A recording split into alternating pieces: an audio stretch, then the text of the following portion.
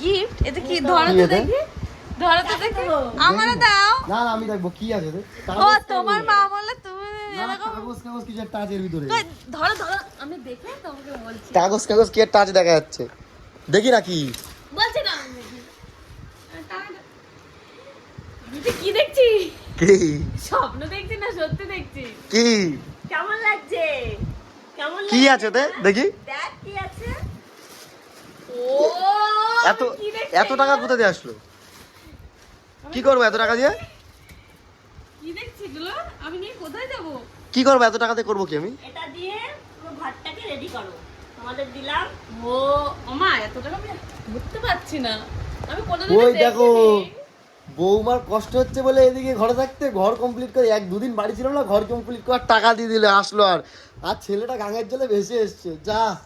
নাও ঠিক আছে নে তোকে দিলাম একটা আমি কি করবো ওই ঘর কমপ্লিট করার টাকা দিয়েছি আমার কি বলি তুই নিয়ে শপিং করে আয় তোদেরই তো দিচ্ছি না, তোদেরই কাজে লাগে, তোদের জন্যই রেখেছি এটা। ওমা চলো তো আজকে একটু জুডিও দিয়ে ঘুরে আসি আচ্ছা চলো চলো শপিং করে আসি।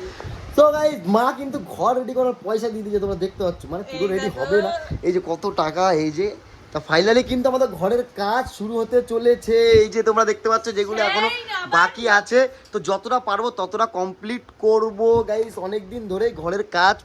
পড়েছিল তো ব্লগ আসবে ব্লকে দেখতে পারবে কি কাজ হচ্ছে চলো গাইস